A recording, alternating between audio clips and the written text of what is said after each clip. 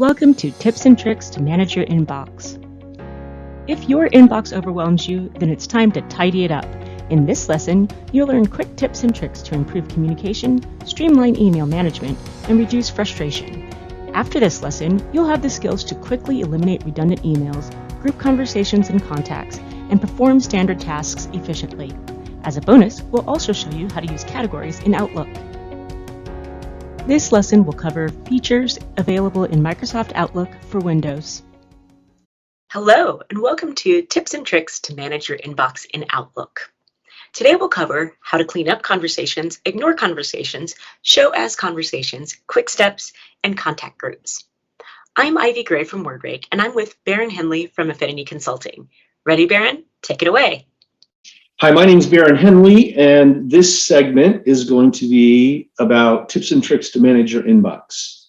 So, jumping right into it. The first thing I wanted to talk about is a couple of the buttons on the home ribbon.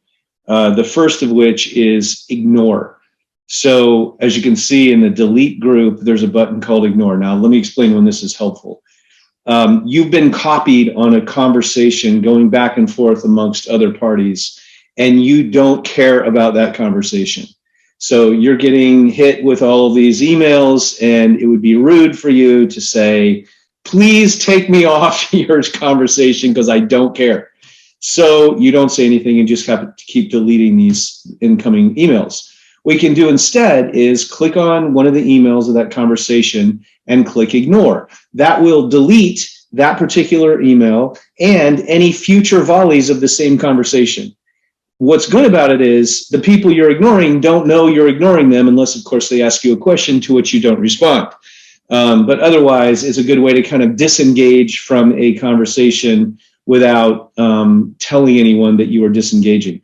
And of course, when it deletes those incoming emails, it just puts them in your deleted items folder. So if you really wanted to see them, you could always go to your deleted items and read them. Just below that is another very important button called cleanup. And if you click on cleanup, it'll give you three choices: cleanup conversation, folder, or folder and subfolders. Here's what this does. A lot of times people go back and forth in an email conversation and they don't delete the old pieces of the same conversation. So like if you look in my inbox here, I have 3 emails from Debbie Foster with the same subject line. So this is the same conversation. I really don't need these 2 older ones because the entirety of that conversation in the thread is contained in the 3rd one that's still in my inbox. So technically, if I was doing good with house cleaning, I would just delete these 2. Obviously, not everybody does a good job of that. So, I've sat down at someone's computer where they have, 10,000 emails in their inbox, and a good number of them are the same conversation going back and forth. They just didn't delete any of the old pieces. An easy, fast way to do that is to say clean up folder or clean up conversation. And what that does is it deletes all the old pieces of the same conversation, leaving only the most recent email in time. Now, what it doesn't do, like in this case, I have attachments to 2 older emails. If I say clean up, it's not going to take those 2 attachments and stick it onto the email that it kept in my inbox. Those are going to end up in my deleted items folder. So you want to make sure that you're right-clicking and saving any attachments. And the other thing that it will do is if a new conversation sprouts out of an existing back and forth, I thought it would just be looking at the subject line, but it apparently doesn't. Because if a new conversation sprouts out of an existing one, it somehow knows that, and it'll keep both of them. So, and ultimately, again, it goes to your deleted items folder, so you could go find it again if you wanted to do that. Okay, if you didn't want to delete stuff, but you've got a lot of back and forth in your inbox and you would like to collapse all that so you don't have, like I would like this not to take up 3 rows, I'd like it to take up 1 row because I'm trying to create as much vertical space as possible on the screen so emails don't go off the bottom and then I forget about them. That is a whole different thing. If you click on the view ribbon, there's a checkbox that says show as conversations. So if you check that, and you can test this and see if you like it, I'm going to say just this folder. As you can see down here, my Debbie Foster conversation, now instead of having 3 emails, it's just 1. And if I click the little triangle here next to it, I can see not only the 2 other emails that are still in my inbox, but my responses, and you can see they're from sent items. So this is a way to kind of show you the whole conversation, the whole back and forth, even though your responses to that same conversation. But the benefit is, by default, those 3 emails are now taking up only 1 slot in my list of emails, and that collapses the whole thing so that I can see more emails at once on my screen. Okay, so nothing's deleted. They're just kind of hidden from you underneath the 1 line item that has the triangle next to it. And you can obviously tell if there's sub pieces under it because of the triangle. So like this up here from Debbie Foster with this subject line today does not have a triangle, therefore that's the only one in that conversation that's sitting in my inbox. So if you don't like this, you can always come back here and say, yeah, I don't want to see it in conversations, this folder, and now it's back to what it was before. Okay, 2 more things. Quick steps, back on the home ribbon. There are some times when I want to string together a couple of things. Let's say that I often take an email, I forward it to someone else, and then I delete it. Okay, so let's say I've got an assistant to whom I forward a bunch of emails to deal with, and I want to go ahead and take the one that I forwarded and just delete it. So that's a 2-step process. So here's what I could do.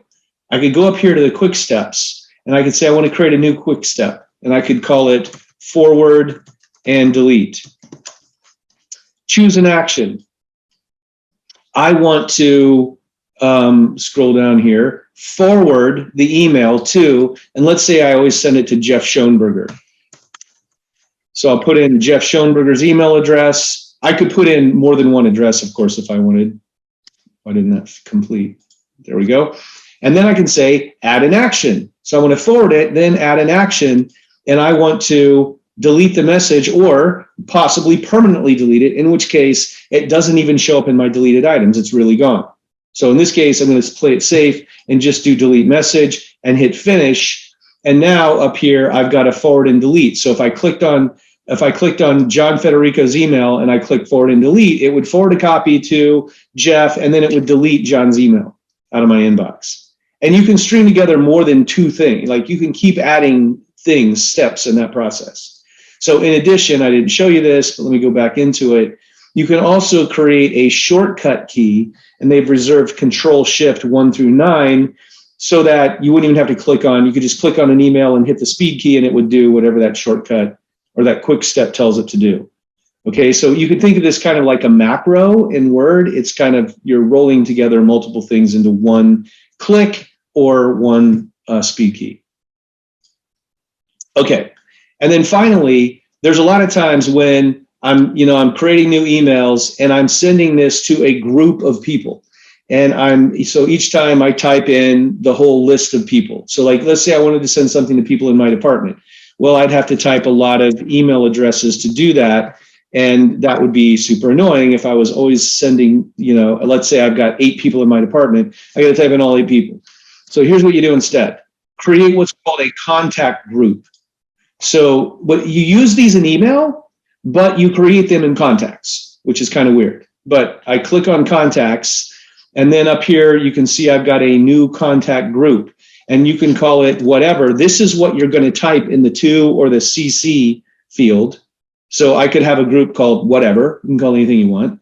And then I can go in here and add people from Outlook, or I can just type in their email addresses and kind of build it up. So the way that looks, if I look at okay, so for example, I was chair of a committee, and these are all the people that were on my committee. And it was for a conference that was going to occur in Minneapolis. And I was constantly emailing all these people. So as you imagine, it's annoying to type in all those email addresses all the time.